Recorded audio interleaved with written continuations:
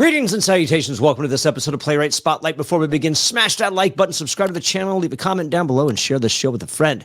If you're listening to us on your favorite podcast platform, be sure to leave a 5-star review and subscribe to the channel. Today's guest plays have been performed in Canada, France, the UAE, and throughout the US, and his comedy, A Different Blend of Friendship, won the New Jersey Wordsmiths Award. Other plays include Seed Food Salad, The Grumbletonians, Inside Out, and Gutter Rat. He's also scripted more than 50 audio drama productions for companies including Colonial Radio Theater Project, and Voices in the Wind Audio Theater. His book on the craft of audio drama writing, entitled Stories Told Through Sound, is published by Applause Books. He's a member of the Witherspoon Circle, the Dramatists Guild, and the Authors Guild, and has a degree in dramatic writing from NYU and in English literature from Centenary University. Please welcome Barry M. Putt Jr. Thanks for coming on, Barry. Thank you, James. I'm glad to be here. Look forward to talking. Well, I appreciate you reaching out. It's always a pleasure when playwrights reach out and they want to share their experience and their love of the craft. So on that note, because we haven't really covered this in this form, it seems, I had another playwright. He did a webisode, but it's his plays, or he just does like podcast versions of plays. Now, are the audio dramas, is that more kind of in line of like the old style radio dramas? What's the difference between a traditional play and what you're doing? Yes. So an audio drama is more, it is exactly the modern version of the old radio shows that we're familiar with. That's okay. what it is. So you're using Foley and all that goodness. Yes. Yeah. Sound only. Okay. Sometimes broadcast on the radio, or podcast form. Sometimes on audiobook, CD for purchase. There's a lot of different ways that you can obtain it. So how's the structure of an audio drama different from like a traditional stage play? I would say that in story structure wise, you mean? For instance, I don't know what your experience is in like film and television writing, but usually if in film, like certain things, you want certain things happen in the first 5 pages, or like if it's a television show, you've got your teaser, then you've got your first act, and then it ends for this specific radio or commercial break. Then they come back, if it's a sitcom, or maybe if it's a 1-hour drama, you still have the teaser. Then how everything's formatted for certain things, or not formatted, structured. So is there a difference in structure when it comes to these for audio dramas? There's a little bit of it. It's pretty comparable to everything that you've just mentioned. Okay. There's no commercial break, so you don't write, for a climax, every so often. But I'd say the one main difference is that in the top of every scene, you need to set up where the scene is, because the audience, since they only hear what's going on, they don't see where you are. And it's important in an authentic way, authentic to the moment in the story, to set it up so that the audience knows where you are. But structurally, in terms of the events that occur, it's really identical to any of the other dramatic writing formats. Okay, so you're doing like a 2-act or 3-act structure. Yes. Okay. Yes. So when you say that you got to set up, because there's you got to let your audience know where you're at. And I'm sure that you get a lot of freedom in that regard as well, because you can do different locations more easily than opposed to being on the stage, where it's like, we got to do the scene change real quick, or we have to establish it a different way, which people are getting more clever about with like using slideshows and stuff like that, and, projecting on the back. But point being, are you setting that location up? Are you doing that through a narrator, or is it kind of like, I don't want to say like, are the characters making that announcement? It's like, well, here we are at the Woolworths, Jane, and I don't know. How does this work? So no, that's a good question. So I would say that in audio drama, we have one of the 5 senses to tell a story, sound. Whereas in film, TV, stage, you can use sight and sound. Right. Okay. But sound is broken down into a couple components: dialogue, sound effects, sometimes music, depending upon the production company you're working with. And in setting up each of the beginnings of each scene, you're going to use those 3 elements.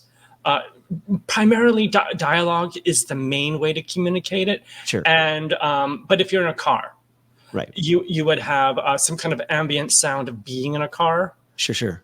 And then you would augment that with a component of dialogue that clarifies, oh boy, I can't stand all this traffic.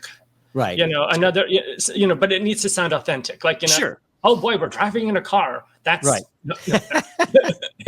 And also narration is used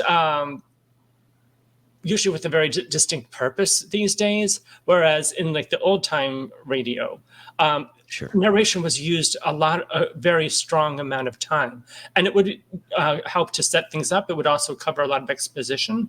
Now, I consider audio drama kind of like the poor man's screenwriting. You can do a lot with it. You can take your audience to a lot of different places, and all you need is the actors and a microphone, essentially, and some recording equipment. Sure. So it's very economical in terms of production. So when you started out, I'm going to assume you obviously started out more traditionally, so, standard playwriting, as your bio suggests. So what was the catalyst to have you shift? How did you get into the audio drama aspect? I had written a short play, a one-act play. And up until that point, all of my one-act plays had been produced. Okay. But that one-act play, I couldn't find a theater to produce it. So I had listened to audio drama growing up. Sure. And I thought, well, why don't I adapt this into an audio drama piece? It was very, it took place in 2 locations. So it was very dialogue-driven piece. So I thought it would be easy to adapt because it's mostly sound oriented. And that's what I did. And 2 months after I started to submit it, then I found a company to produce it. Meanwhile, in the stage play format, I had submitted it to theaters for well over a year, and I wasn't able to find anyone. So that was really my gateway into audio drama. Why do you think that is? Why do you think that you had so much success with past plays, and then all of a sudden this one particular just wasn't were they giving you reasons for the rejection, or they just said, we're going to pass on this one? Do you have any inkling? I didn't really get any kind of feedback on why they weren't interested in it. It's a good question, though. Do you suspect anything? Do you suspect that, I kind of have a gist? Was it questionable subject matter? What is it? Especially because if you converted it, it seemed to catch flight when you wrote it for audio drama. So what changed? The only thing that I can say about this specific piece, and that was a mystery. It was kind of a mystery that these 2 family members were going on. Okay. I would say that maybe it had a feel that was a little bit more retro. Okay. And that's why the audio drama community latched onto it. Do you think that's interesting? Do you think that that's a necessity when it comes to audio dramas, that they need to be mysteries? No, there's all sorts of genre. Mysteries one. Actually, I have done a good deal of sci-fi. I write a Western.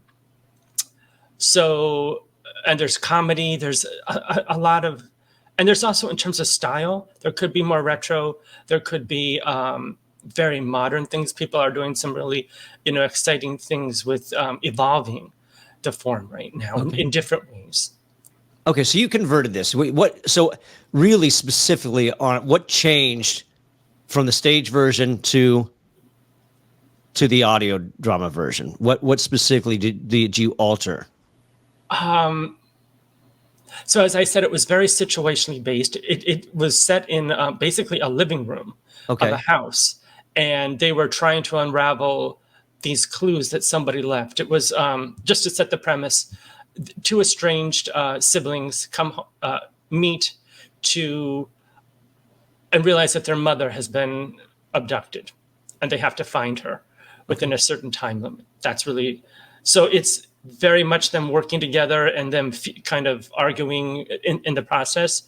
The only thing that was a challenge to me was that in the second scene, there's a fight, a physical fight that goes on.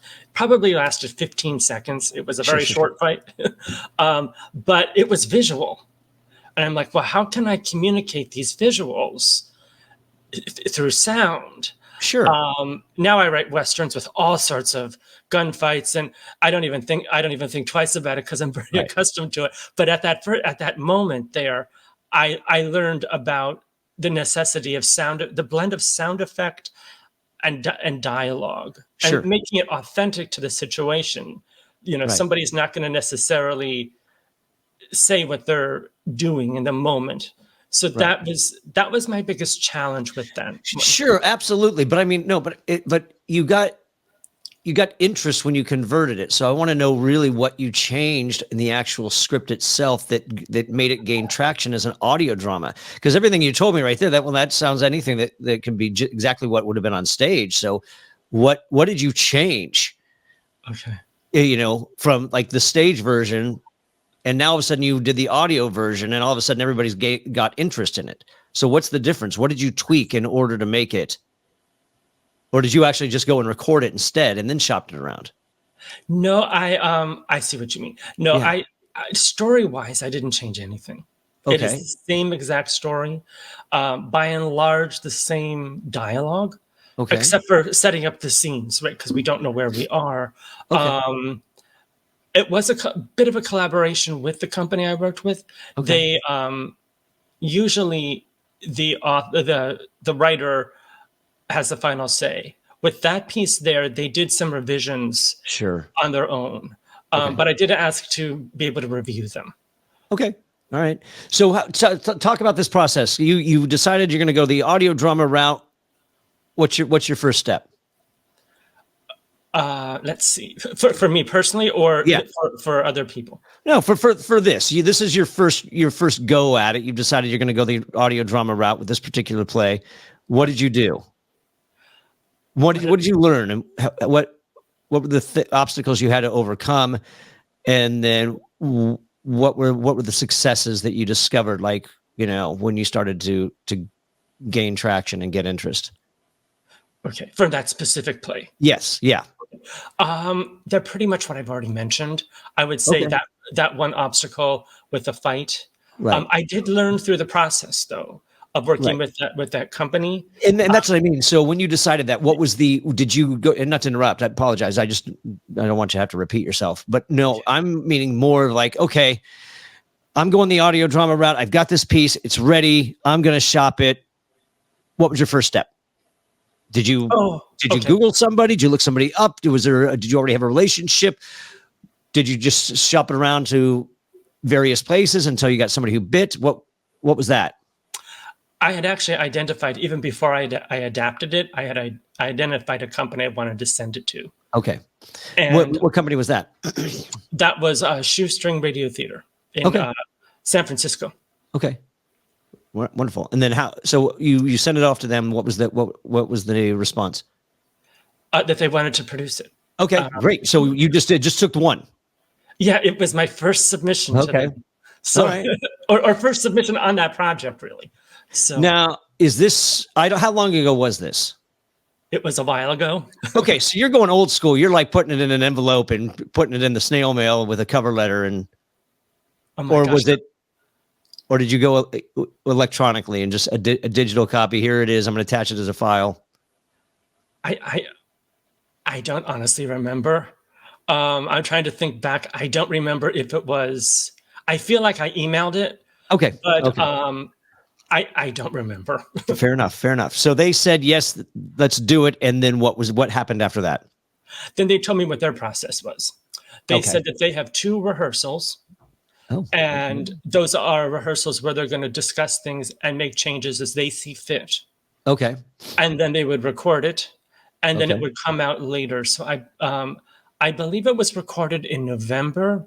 Okay. And those rehearsals happened, a couple of weeks before then. And then it originally aired in June. So it was a long time. It was a long time. They do 26 new episodes each year, and they've been around since 1988. So they have quite a lot of episodes. So the other 26 episodes, they air once a week. Those would be, repeats. Okay. All right. So what was the name of this play? It's called The Reign of Leaves. Okay. And I'm assuming it's out there. Anybody can go out and grab it and listen to it. Yes. Well, it's produced exclusively through Shoestring Radio Theater, so you can listen to it on their platform. Great. Yeah. Perfect. Awesome. Okay. So it's still there. People could actually go and give it a listen. They can give it a listen if it happens to be on that week. They don't keep so they don't archive it. It's not like, hey, I'm going to go and look at their backlog and see what they've got. Interesting. Yeah, it's only on for maybe 2 weeks, but when they air them, they're available, and then they take them down and they put up another episode. So I think in the time that it has been since they produced it, I think it's been on 2 or 3 times.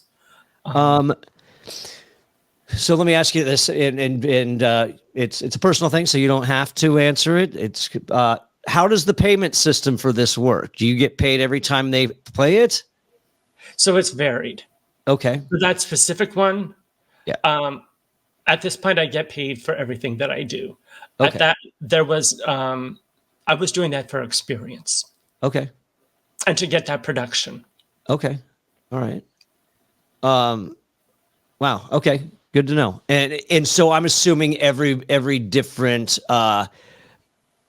radio theater company that you've worked at, I'm assuming they all have their own different pay scale and how that works. They do. They do. Okay. And I've worked with a variety of different formats of pay, actually. Okay. Okay.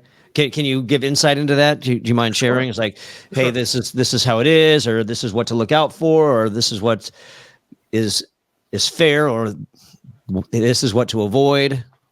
Okay. Well, let's start with what to avoid.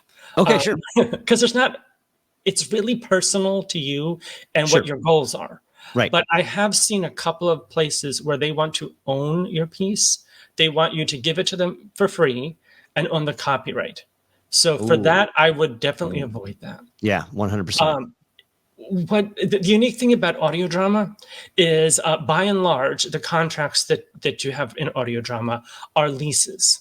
So with my piece, The Reign of Leaves, Shoestring Radio Theater owns the right to air it only on their platform.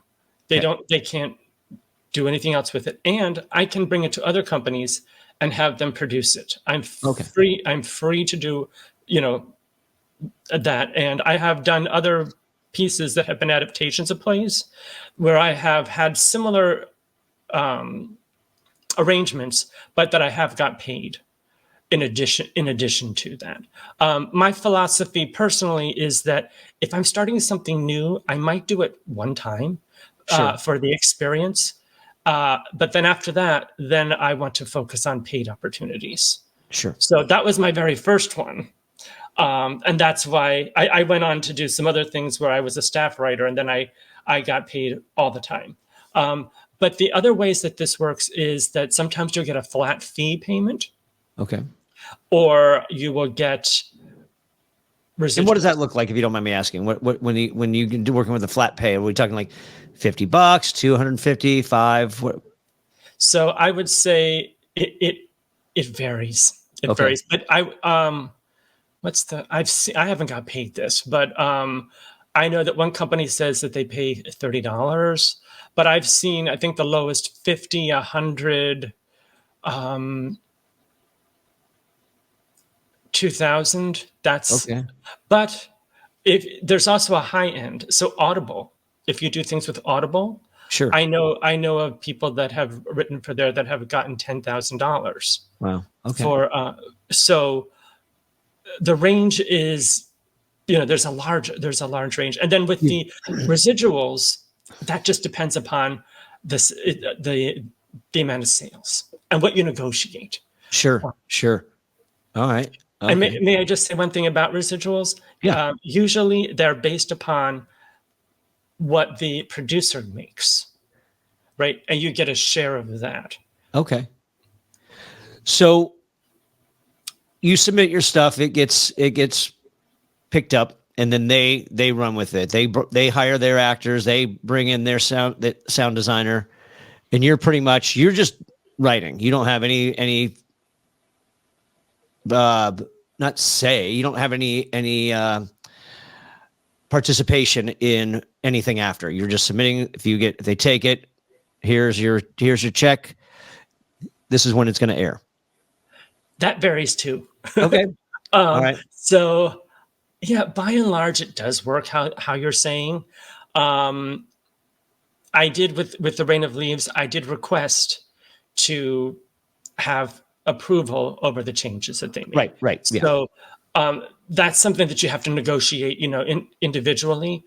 When I worked for the series, actually more recently, because of the pandemic, this one company that I've worked with for a while, they used to record in a studio, and it was just like you said. I wrote, I sent the scripts, they produced them, and then I saw the final product. But now since the pandemic, they're recording virtually, and I'm a part of those recordings. I attend, and if there's questions and feedback, so I'm much more a part of it now. But by and large, that is the exception. You're really, as the audio drama writer or the audio dramatist, you're really writing for the producer. Okay. Although, of course, you're writing, for the audience. Sure. But the producer is the one that gives you the feedback, the development, any kind of feedback that you may have. And then when they say it's, all set, then you're done. So how does this whole thing work? I mean, are you submitting something, or are they hiring you on and say, hey, this is what we've got, come to the table and write something for us? Or how are you finding these opportunities? Let me ask you that. Maybe that's the more proper question. Okay, that's a good question. So I'm finding them mostly. There's no definitive resource at the moment to find audio drama writing jobs. Although I do want to just say that Jack Ward, who runs the Sonic Society, and myself are in the early stages of putting together the audio dramatist resource guide, which is going to be something like the writer's market book for other writers. It's going to be a submission guide that will have over 100, it may be over 150 audio drama companies that are actively looking for audio drama scripts. Okay. So in the future, that will be available. But right now, you have to go to different online sources to find places to submit. So how long are your audio dramas? The most popular form in audio drama right now is about 30 minutes. It can be shorter. And some places do features. Okay. I've written in all of those forms. I think the shortest form I've done is 10-minute. The bulk of my work is 30-minute. Okay. And I have done a couple of features. I have a Beauty and the Beast coming out that will be coming out later this year through Blackstone Audio. And that's about an hour long. So how are you, because we're doing minutes now. How are you gauging the length? Are you, Oh, I definitely. In theater and film, they say a page a minute. And I think in theater, it's a page and a half per minute, or vice versa. I forgot what it is, which is very interesting because once you throw a monologue in there, your timing is off. We produced a 13-page one act that was comprised of different monologues that tell each character's version of the story. That was a 30-minute play. Wow. So the 1 minute, 1.5 page per minute is out the window. So I don't know if I really buy that formula. So how are you, are you writing it and say, okay, this is about 30 minutes. And then, I'm sure once you add sound, that maybe adds a little bit more to the length. How are you gauging how long this is when it, when you're writing like that? So unlike stage and film and TV that have like standard manuscript formats, right? Audio drama in the US yes does not right now. So okay. What I recommend people do is write it in the stage play format at a page per minute. Okay. However, when I worked for the company Radio Theater Project, where I was a staff writer, I mean, I still work for them. There, we wanted the episodes to be 27 minutes long. Okay. And that equaled out to 3,900 dialogue words. Interesting. And that's really specific. That's interesting. Okay. It's 144 dialogue words a minute. So 3,900 is very specific. It's for that 27-minute mark. Right. And that's it's to do exactly what you're talking about, right? Your monologues. I tend to be a little bit more minimalistic in my dialogue. So if I write a 30-page script, they were coming in at 20 minutes, which is too short. So I'd have to revise. I'd have to add, 10 pages. So, but that 3,900 words is really accurate. Your script will be longer. I would turn in 40, 50 pages. Scripts would still equate to 27 minutes. Really? Wow. Okay. But I recommend for people that are submitting to companies, I recommend them using the stage play format, because every company like on Final Draft.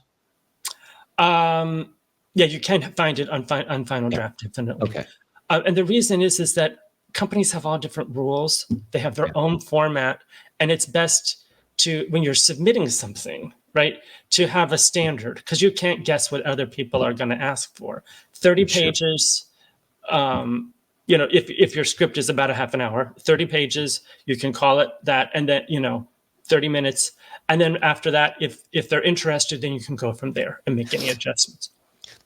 So you're writing, obviously, I'm going to ask this question, but I know that this isn't clearly the case, but you're writing standalones, right? These are just standalone pieces for the most part. And then, but you said staff writer, so now you've gotten into series as well. Yes. So I write both. Okay.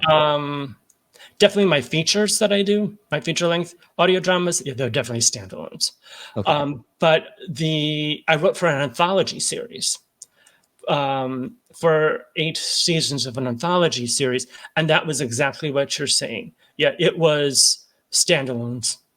And then when I wrote for the series, then that was a series that I created. That was the same characters every episode and same situation.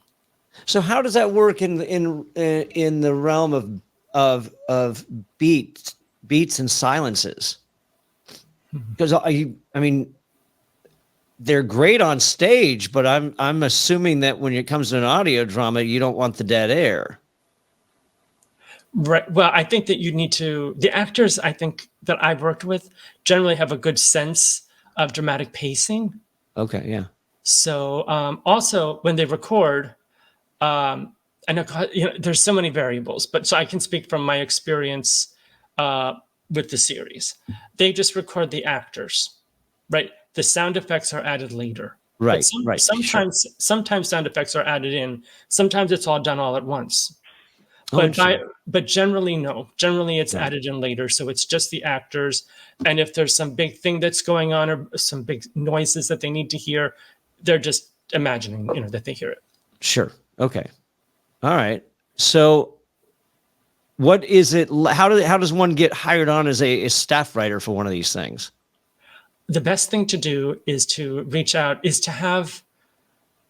I would have some credits beforehand. Okay.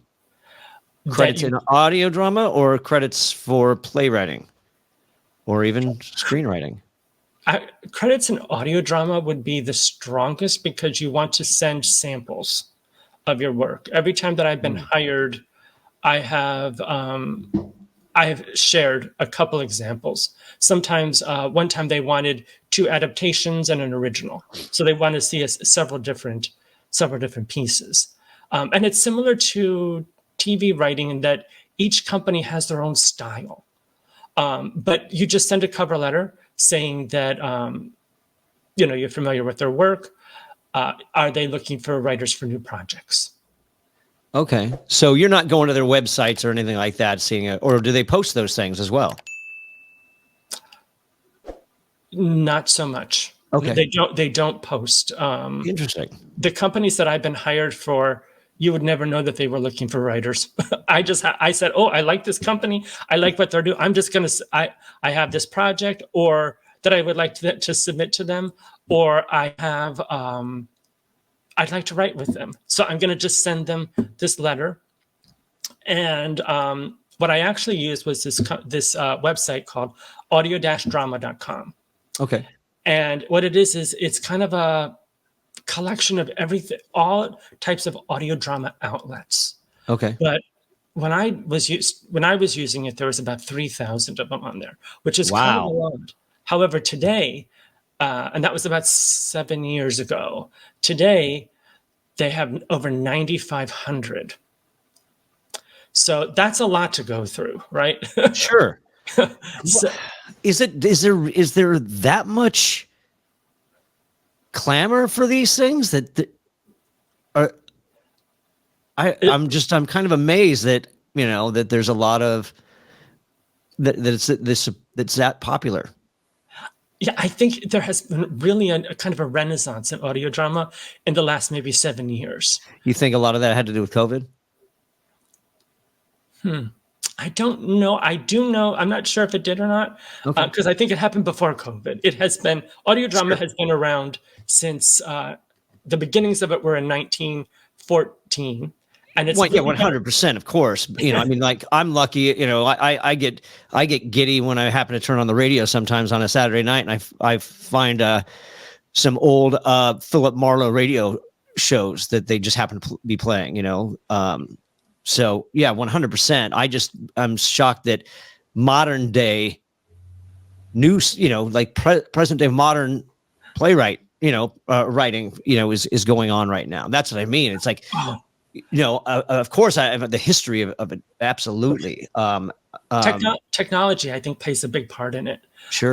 Podcasts, people are into different documentary news podcasts. Sure. Audio drama fits right in there.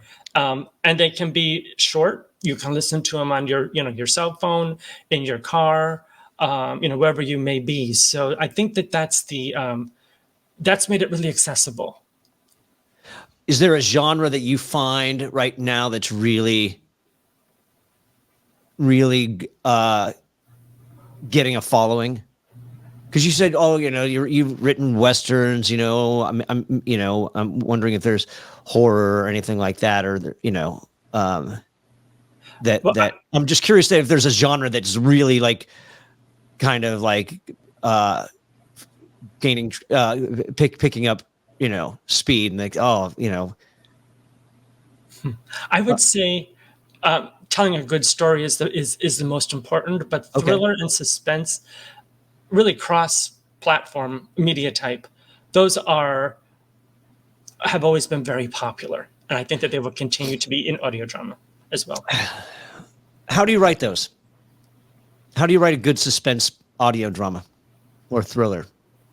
You have to start with a really engaging premise and look at the story. Can you give me an example?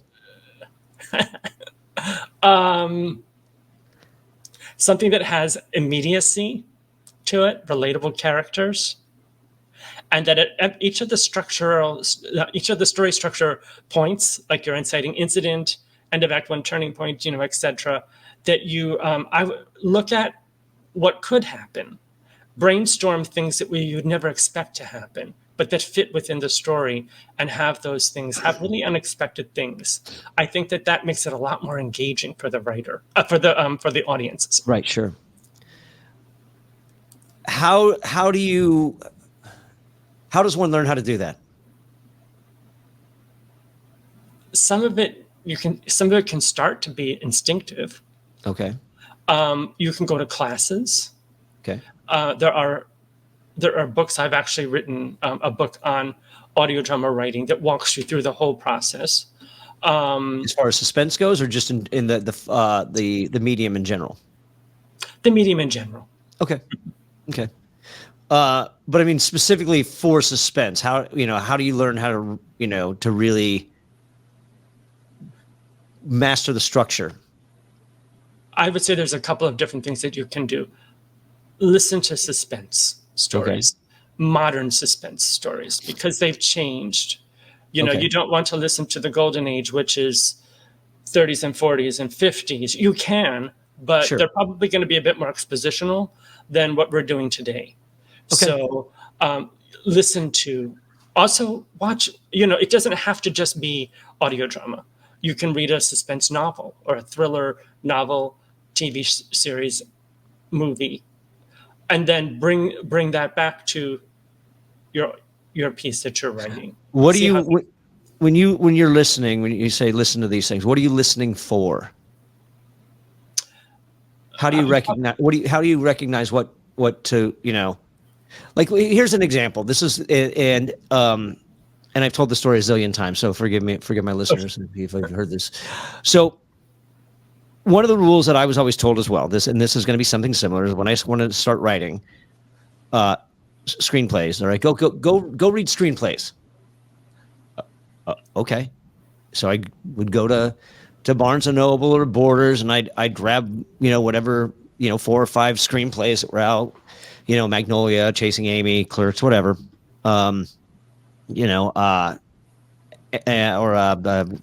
Cider House Rules, and I'm reading them, and I'm like, and then I'd get through them like, okay, didn't help me at all. Didn't help me with my writing because I don't know what to look for. So it wasn't until I started being a reader on play committees for festivals where it's like I started reading just really terrible plays. And then it clicked. I'm like, oh, okay, now I get it. Now I understand what makes the good stuff great, because this is terrible. This is what not to do. So I didn't recognize what to look for. I didn't know what to look for when everybody's saying, go read screenplays.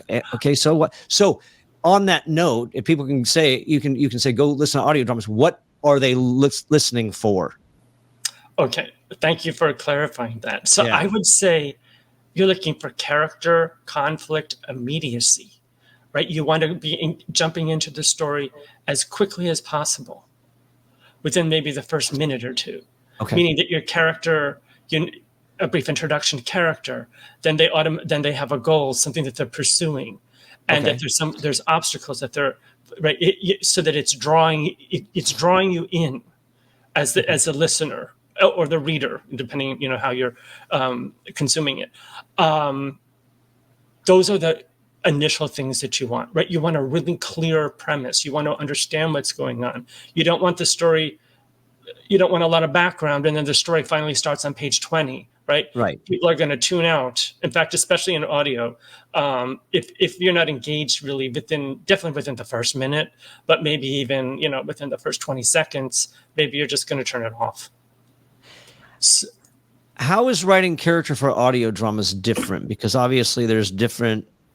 Everything's via dialogue, so there's no visual behaviors to watch. So how do you write character for audio dramas, or how is it different than? Okay. Well, in one sense, I think character is character, but what I would say is you want to have engaging characters. So they should have strengths and weaknesses.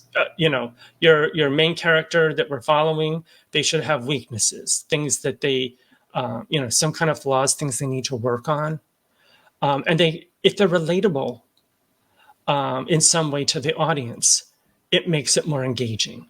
And likewise, your antagonist characters, you want them to have at least one redeeming quality, if not more. That makes them more, gives them more depth and dimension. Okay. How do you establish that? How do you portray those flaws? So I would say it depends. You say they're working on something. So how do you portray that? You show it, right? So in anything, any dramatic form, maybe even in fiction, you want to show, don't tell. Right. So if they are, if they have a compulsive gambling problem, the protagonist, you want to see them integrated with the story of Sure. whatever their story is. You want to see them struggling with gambling versus paying their bills.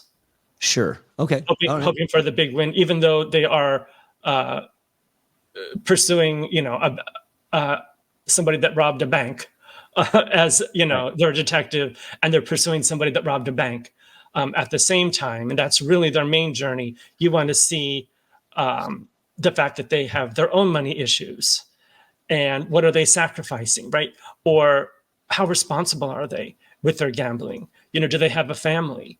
And we see in that opening that they would rather gamble for the possibility of winning and helping their family, even though 50 times before it has failed. And now they're kind of in denial about helping their family. So we can see that quickly in a situation. And actually, it's an interesting contrast.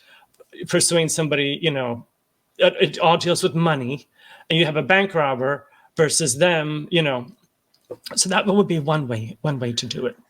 When you sit down to write, do you have these things figured out already, or are you learning what these flaws and strengths are as you go?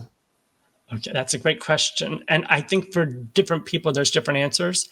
But for me, I do outlining. Okay. So what does that look like?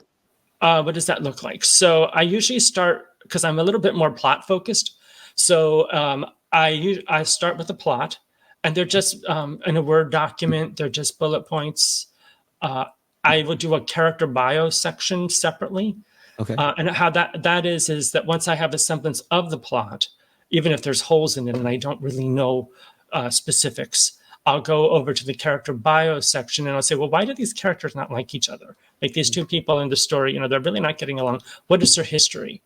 What happened to this? What happened to the main character before the story started? Who are they? Who do they know in their life? Why are they, getting along or not getting along? What are their flaws and strengths?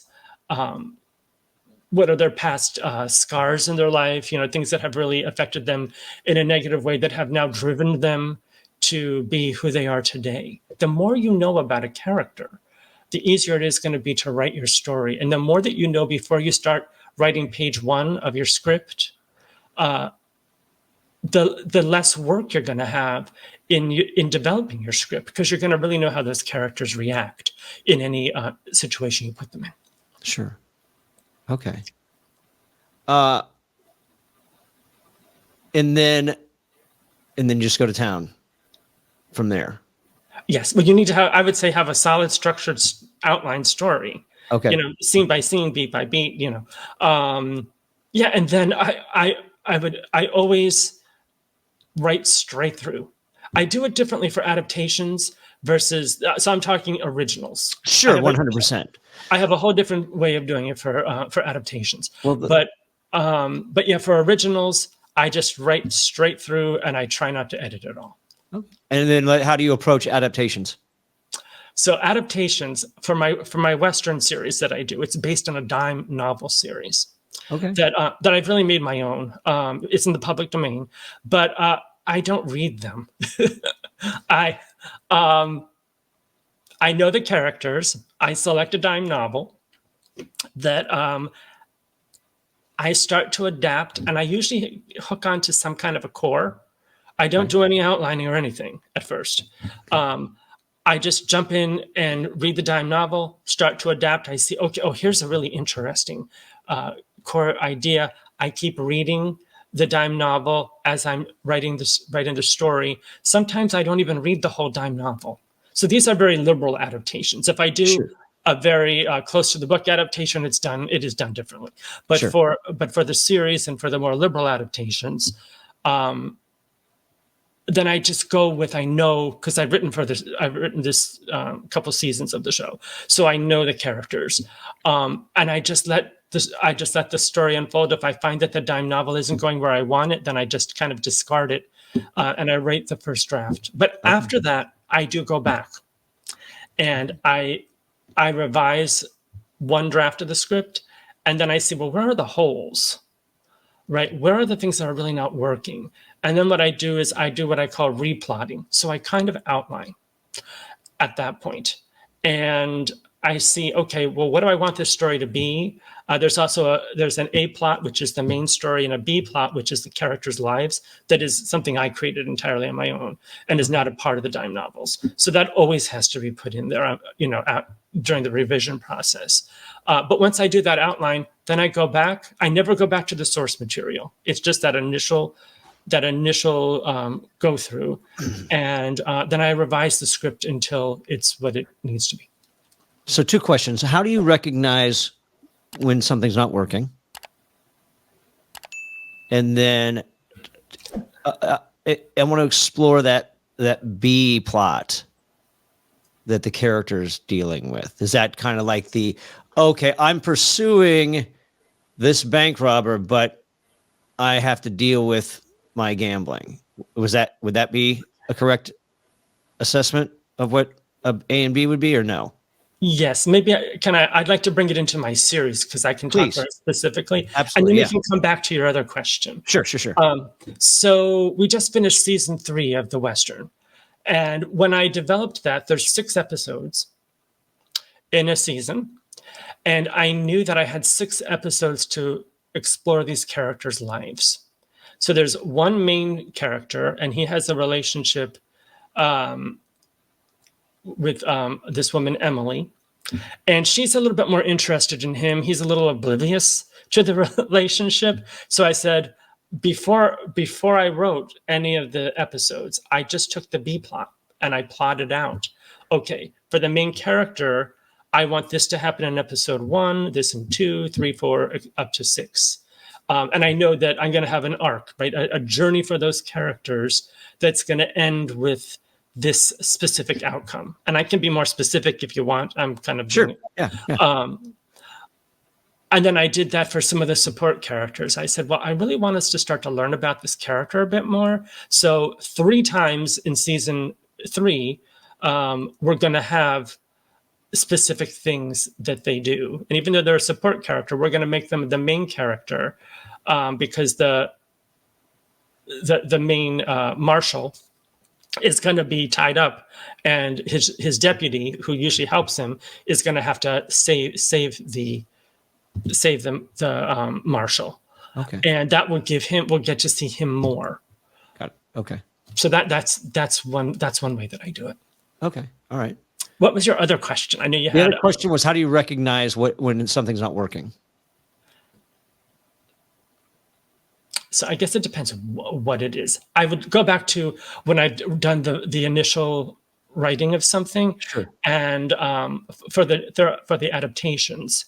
And if I see that, either this plot doesn't continue, or I just don't feel that or I feel that it's something that we've seen a lot, or there's some kind of logic issue, that, a story logic issue that just doesn't feel authentic, I'll just go back and look at the whole, what do I have in there? I have, 5 beats with this. Where is the issue? Right. And I look at that issue, and then I will redo it another way. Or sometimes I just cut it and I'll put something else in entirely. So I want to, just in case, some listeners may not know, when you say 5 beats, what are you referring to? 5 plot points. Okay. So first they encounter something, then there's this obstacle, then there's a growing obstacle in that sub layer of the story. Okay. I kind of see stories as different as a main story, but then there can be other layers within there, and they have their own journey as well. And so does the character development. It has its own kind of arc to it.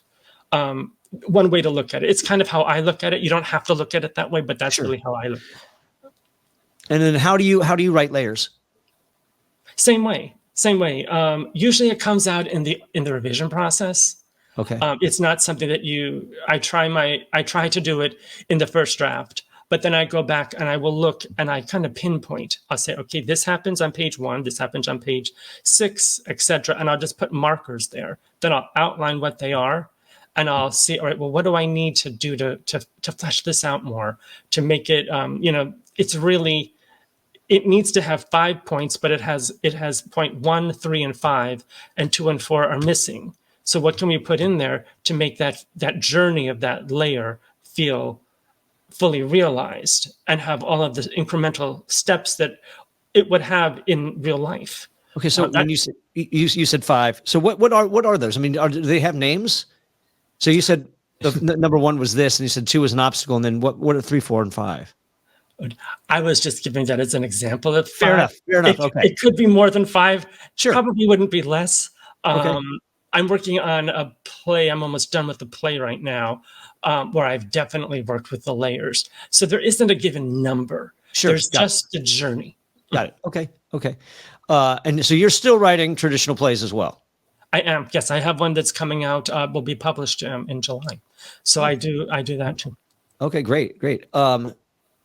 So when you get your draft of an audio, do you do the traditional table read and say, hey guys, I need some friends, I need to hear this? Or do you just send it off and let them tell you if it needs something? So let's see here. Or do you even do this or do you do a table read at all? Do you do a stage read? Not a stage reading, but do you listen to any of your plays still? Do you actually no, I don't. Okay, no, that's fine. Everybody's got their own approach. So when you finish a draft, you go, obviously I get the gist that you go back through, you write it down. These are the plot points, these are the things. Then you figure out what's missing, and then you go back through the rewriting process. And once you've done that, what do you do? You make it as best as strong a script as you can. And how do you know if it is? You know it that you've done a really good outline that you're excited about, and then you've implemented that as to the best of your ability, or that you're going over it and you can't let it go and you're getting bored with reading it. Then okay, no, this is the best that I can do. And it really is a personal decision, right? When you're done with the draft, you have to make that decision. I've done everything. I put this in. It's time to move it on to the next step. I did want to address something that you had mentioned. Sure. So by and large, I'm writing for the producer.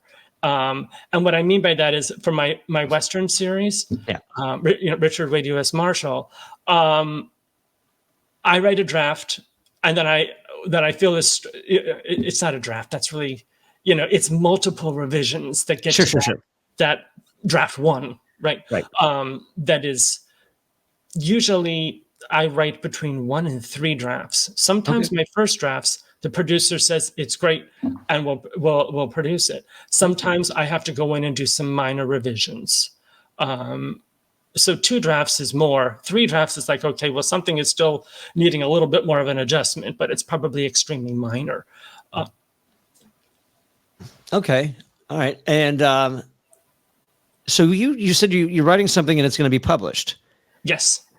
Has it been staged yet? Has it been produced? It has won it's been a finalist in a couple of an international for an off-West End reading in London, a finalist in an international playwriting competition here that was done here in the U.S. and had a table read with a theater in Connecticut. Great. So all right. That's what's happened so far. There's also a screenplay version of it, but the stage play is what's happening. And who's publishing that? Next Stage Press is publishing it. And did you already have a relationship with them, or did you just submit it and say, here you go, I've got this new play. It's one of these big finalists in these plays or in these festivals? I did have a relationship with them because they did another one of my full-length plays, published another one a couple of years ago. All right. But they don't. I guess that gives you maybe a very slight edge. Sure. they still judge everything, on its own merit. Okay. So. What is the Witherspoon Circle? That is a playwriting group that I have been involved with that develops plays. We meet. We have met weekly usually. Is that remote or is that in person? It is both remote and in person. Okay. Right. Where are they located?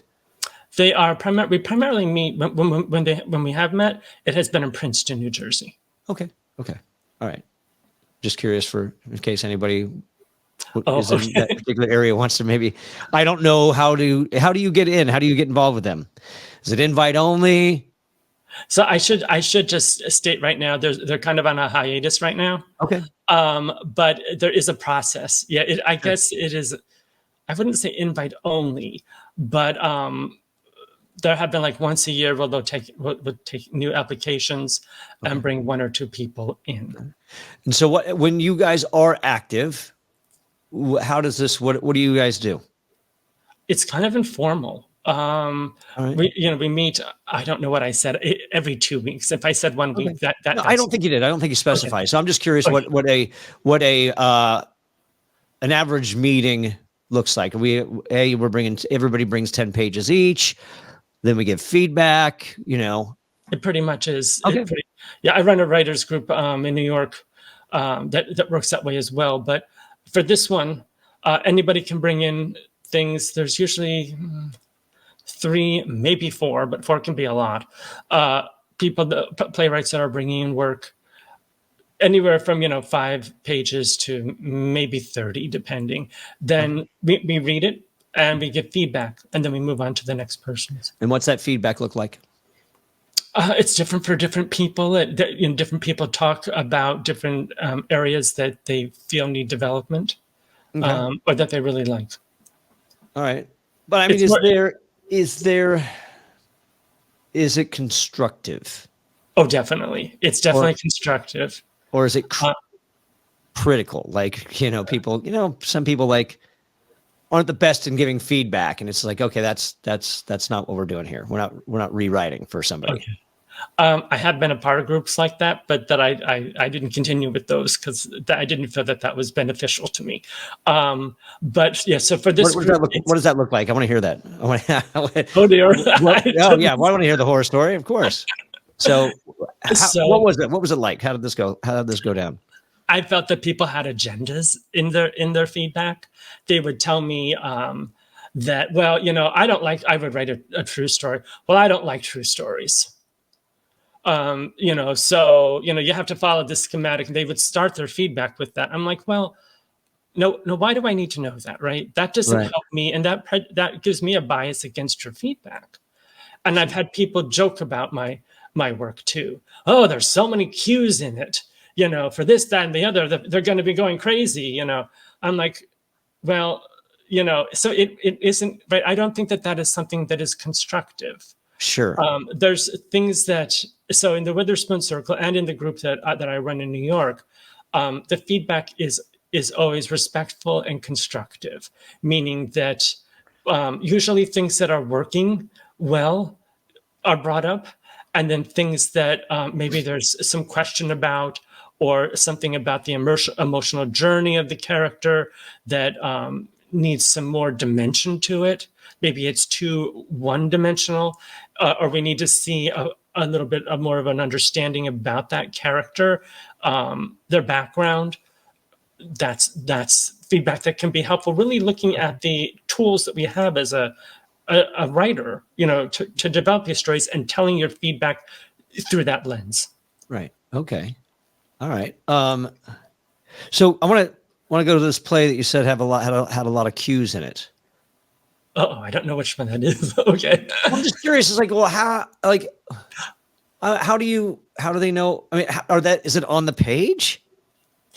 Are you writing out like, light shift, stage right, lights go out, up stage left? I mean, I'm curious what these cues look like. Or are they like audio cues? Are they sound effects? I'm curious. So, there's a couple of different styles of playwriting. Right. This is done a little bit more in the filmic style, right? Okay. So you're going to have a scene that happens here, one area of the stage, and then on the other side of the stage, there'll be like a spotlight that comes up, and there'll be another scene. I envision them to be minimalistic, right? Sure. You're not going to have a full kitchen, or, you're going to have a table and a chair, and we'll know. Sure. So that's really actually what it is. So it's not like we're in this person's apartment for the whole time. It's one set, right? That's a little bit more traditional I'm sure plays like that are still done, definitely. Sure. But it's more in the filmic style. That's where I got those comments. Okay. All right. What did you take away from your studies when you were studying did you study specifically playwriting? I studied dramatic writing. Okay, what does that look like? It's a whole bunch of different forms, right? Okay. It's any dramatic script writing. So I studied playwriting, TV writing, screenwriting. I don't know if we did any other kinds. I think those were the main ones that we studied. And then you got to choose. Okay. You had a specific path you could go on. For that degree that you're talking about, I focused on the screenwriting path. Okay, got it. So I wrote a couple of stage plays, and then I focused on the screenwriting path. Okay, all right. How has that helped you in your playwriting? I think, just as a dramatic writer, I think it's helped me overall to understand. I think it's important to know our strengths as writers and also weaknesses. So that helped me to understand some of my weaknesses, as did, and if you don't go to school in that way and you write, look at the feedback. It's important to have a writer's group to be involved in that can give you feedback and that you value them as critiquers and as fellow playwrights. But look at the feedback you're getting. And you may have to do a couple of times, Sure. And that will tell you, okay, they're always commenting about this specific thing. I mean, I know what it is for me, but just in a general sense, they're always talking about these things. That's some area I need to work on. So then if you do that, you'll kind of make, in some ways, your weaknesses a strength. You may have to work on it a little bit more, because it's not something that you have a natural, propensity to go towards. But if you actively do it, then that will help improve you as a writer. Okay. All right. Are there things that you find you still need to work on? I'd have to say yes. Yes, there are. Some of which I know. I mean, I think the wonderful thing about being a writer is it's our opportunity to explore and learn, both factual, research and experiment, like inform. So there are definitely things that I need to work on. I spend an extra amount of time on characters, developing characters and dimensionalizing characters. That's something that I work on. Okay. All right. Nice. All right. And what are you working on right now? But is it just that particular play that's on the verge of being published, or? It is. I'm finishing that up. I'm working on a book. But if you want to focus on, and I can tell you about the book, but if you want to focus on just the playwriting. Yeah, please. Okay. So I'm trying to think what's next on the ledger. I think I'm going to be working on another play after this, because I'm almost done with that play that's going to be published, another couple weeks. So I'm going to go back to a script that I have feedback on, but I need to revise. Okay. Now, so how are you finding balancing? So if you're working on a book and then you're working on a play, how's that working? But they're very different. Right. No, exactly. Sure. So, and my book is nonfiction. Okay. So, and I didn't mean to say don't talk about it. I just wanted to hear if you're working on anything specifically playwriting wise, but by all means do share the book as well. Okay. So I would say I'll talk about the book in just a moment, but I carve out different times of day. So maybe in the morning I'll work for a certain amount of time. You don't have to work a lot of time, an hour and a half, and you can, if it's concentrated time, you can get a lot done. And I usually work at different parts of the process, right? So, or what I consider process. So there's outlining or re-outlining. Okay. Then there's first draft script work, which you don't do too much, right? You're usually in the revision process. So then so those are two different parts of the process. And I'll work on them at two different times of day, and usually two different projects. I try to do two at a time, unless there is one project that I really need to get done by a certain point, then I may just focus on that. The book that I'm writing is called The Hardy Boys and Nancy Drew on Film, TV, and Stage. And it is a look at, there's a chapter on each Hardy Boy, and Nancy Drew production from the 1930s up into the present day. Wow. And I've done a lot of research on it. I've interviewed about 93 people so far, and I'm writing the chapters. So that's my other project that I'm doing. Did they do Hardy Boys and Nancy Drew for the stage? They did. When was this? It has been a number of times, including there is. I have to check on the status myself, but there is a musical, a Nancy Drew musical that they're aiming for Broadway. Wow. All right. But there have been, and actually when I started the project, I knew of maybe like 3 stage plays, but when I was researching it, there's at least 12 different stage plays. Wow. Okay. So they're, by and large, they're musicals. One of them was adapted off another. I think there's 3 plays that use the same book as their source material, and those writers didn't know each. They didn't know each other. Hilarious. They were written at different times. So, wow.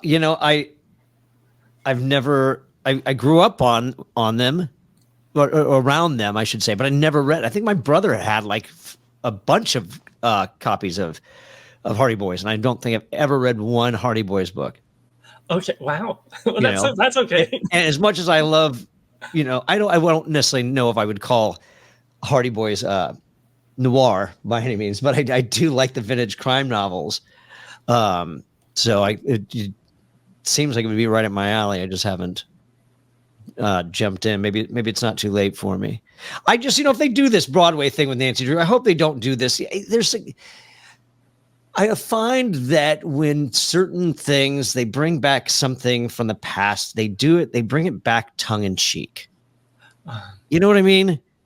They don't take it as seriously as it was back in the day. An example of that is like, I grew up on 21 Jump Street.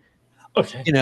And so, but then they make it, and then it's all tongue in cheek, and it's all looking silly and funny. It was like, come on, why do you, not to say that those don't have a place, but it's just like, that's my point. That is, I hope with Nancy Drew, they're not going to do this, not parody, but just kind of like, silly, wacky kind of, where they're kind of not poking fun at the character, but just not.